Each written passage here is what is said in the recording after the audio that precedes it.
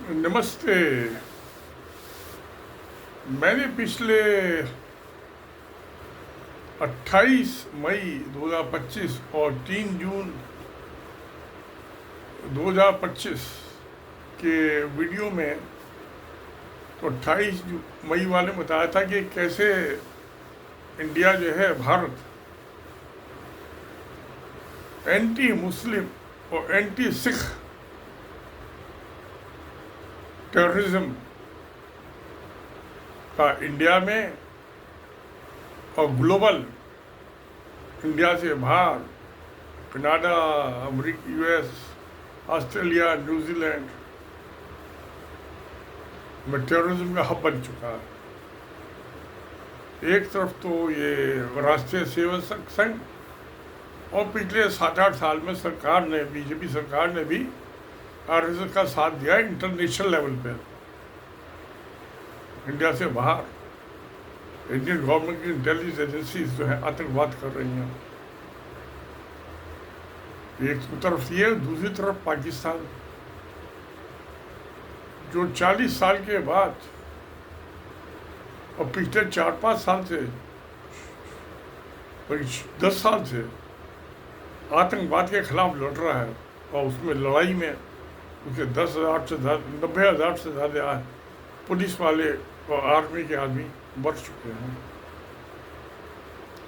दो बिल्कुल opposite India आतंकवाद को बढ़ावा दे रहा है और खुद का अंजाम दे रहा है।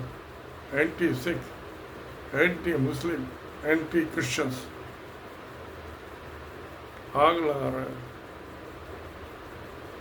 तो मैंने उसकी सब डिटेल्स दी थी, तो उसको मैं रिपीट करने की ज़रूरत नहीं है। अब दुनिया देख रही है, समझ रही है।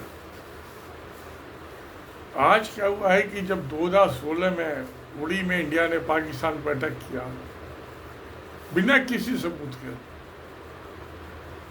फिर दूसरा अटैक किया 2019 में और अब 2025 में, सारी दुनिया नाराज हो गई है कि आतंकवाद का खुद कर रहे हैं और पाकिस्तान पे झूठे इल्जाम लगा रहे हैं। तो अब क्योंकि पुलिस तो सरकार की नौकर होती है, तो मैंने सब डिटेल्स दी थी ये 28 मई और 3 जून के वीडियोस में। हर चीज़ का कुछ ना कुछ नतीजा होता है, अच्छा होता है। इंडिया की भी बहुत अमेरिकन कंपनीज आई, वो बहुत मदद की फाइनेंशियली। कंपनी आई, बहुत सुविधाएं दी, भारत की तरक्की हुई। जब आज मिडिल डेवलपिंग कंट्री बन गया है, फुल्ली डेवलप तो नहीं हुआ, मगर ये 2025 का जो अटैक किया इंडिया ने पाकिस्तान के ऊपर बिना किसी सबूत के, कोई इंक्वायरी, पाकिस्तान तो कहता आप इंक्वायरी कराइए, हम ज्वाइन करते हैं, न्यूट्रल इंक्वायरी कराइए, नहीं कराई इंक्वायरी। अगर इंक्वायरी कराते तो पता चलता था उसमें सरकार का हाथ था। इंडिपेंडेंट इंक्वायरी कराते हैं, इंक्वायरी कराते हैं कि अपने आदमी पकड़े जाते हैं। जैसे मालेगांव मक्का मस्जिद बम ब्लास्ट में बीजेपी की लोकसभा की मेंबर प्रज्ञा सिंह ठाकुर और 7 आदमी उनका पहले आधा, अब 3 जुलाई को आएगा फैसला। 17 साल से मुकदमा चल रहा है। तो नतीजा क्या हुआ कि उन्होंने कहा कि भाई ये वो एक्चुअली अमेरिका का जो पर्पस था और वेस्टर्न कंट्रीज का इंडिया को मदद करने का, वो था वो चाइना के खिलाफ इंडिया को खड़ा करना चाहते थे, मुकाबला कि किसी कन्फ्लिक्ट की हालत में, झगड़े की हालत में इंडिया और चाइना में लड़ाई हो। मगर उन्होंने देखा कि इंडिया तो चाइना से डर गया, डरपोक, दुम दबा के बैठ गया, छू नहीं बोलता।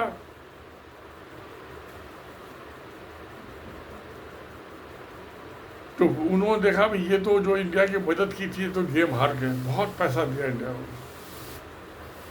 अब गए चाइना को, इनको पाकिस्तान अब कहता है कि ये तो बेकार है, खस्सी है इंडिया। तो उन्होंने कहा कि पाकिस्तान की मदद की जाए, और डोनाल्ड ट्रंप साहब ने ओपनली कि हम पाकिस्तान को डेवलप कंट्री बना देंगे मुझे 10 साल में, नेक्स्ट ईयर 10 ईयर 10 साल में, क्योंकि पाकिस्तान ने अमेरिका का साथ दिया है, आज भी साथ देता है, और चाइना भी देता है। आज सारा दुनिया जो है मेहरबान है पाकिस्तान पे। अभी जो जापान एशियन डेवलपमेंट बैंक, जिसका लीडर है जापान, उसने 800 मिलियन डॉलर US डॉलर का इमदाद दे रहा है Pfizer. World bank 40 billion, 1 billion में 1000 मिलियन होते हैं 1000, और 1 मिलियन में 10 लाख, तो 10 साल में 40 बिलियन की 4 billion per year world bank दे रहा है पाकिस्तान को। इंटरनेशनल मॉनेटरी फंड वो भी इतना ही अमाउंट दे रहा है, और चाइना वो भी मैचिंग उतना ही पैसा दे रहा है। ये 4 IMF का, 4 वर्ल्ड बैंक का 8, और समझिए 1 लगा लीजिए एशियन डेवलपमेंट बैंक का 9, और 4 चाइना का। चाइना का तो अनलिमिटेड है, तो यानी कि 13 बिलियन डॉलर पाकिस्तान की 25 करोड़ की आबादी वाले कंट्री को दे रहे हैं। बहुत बड़ी पैसा है। और जो डोनाल्ड ट्रंप साहब ने कहा कि उसको 10 साल में पाकिस्तान को डेवलप कंट्री बना देंगे, तो हो जाएगा डेवलप। आज तो जो रशिया, जो इंडिया का शुरू से दोस्त रहा है, वो भी पाकिस्तान का दोस्त बन गया, क्योंकि जो दूसरे पड़ोसी पे हमला करे उसको कोई पसंद नहीं करता, और झूठे इल्जाम लगाए। आज भूटान, नेपाल, श्रीलंका, पाकिस्तान, बर्मा, कोई भी इंडिया के फेवर में नहीं है। किसी ने भी इंडिया के इस हमलावर की तारीफ नहीं की, साथ नहीं किया। आज जो ये पाकिस्तान को अकेला करना चाहता था, आइसोलेट करना चाहता था इंडिया, वर्ल्ड कम्युनिटी से, इंडिया खुद वर्ल्ड कम्युनिटी से आइसोलेट हो गया, अकेला हो गया। अभी वो G7 की मीटिंग होगी कनाडा में, हमेशा 2019 से बुलाते थे, मोदी जी जाते थे, अब की दफे इनवाइट नहीं किया, नहीं बुलाया। G20 की मीटिंग हुई थी दिल्ली में, इंडियन गवर्नमेंट बहुत अनाप शनाप पैसा खर्चा, तो ये समझ हम विश्व गुरु बन गए हैं। ये तो विश्व गुरु की चिट्ठी नहीं बने, गुरु तो क्या। तो अगर तो डोनाल्ड ट्रंप साहब ने कह दिया कि 10 साल में इसको पाकिस्तान को डेवलप्ड कंट्री बना देंगे, तो बना देंगे। चीन तो बहुत कोशिश कर रहा है, चाइना ने सबकी अफगानिस्तान पाकिस्तान की दोस्ती करा दी, शिया सुन्नी अरब, सऊदी अरबिया और ईरान, शिया ईरान, उनकी भी दोस्ती करा दी। 140 करोड़ की आबादी है इंडिया की, 140 करोड़ की आबादी है अफ्रीका की,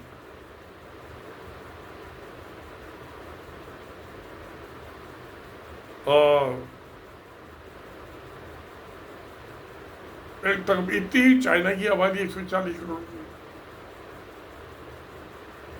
तो चाइना ने सबसे बोल्ड एंड ये बेल्ट एंड रोड इनिशिएटिव,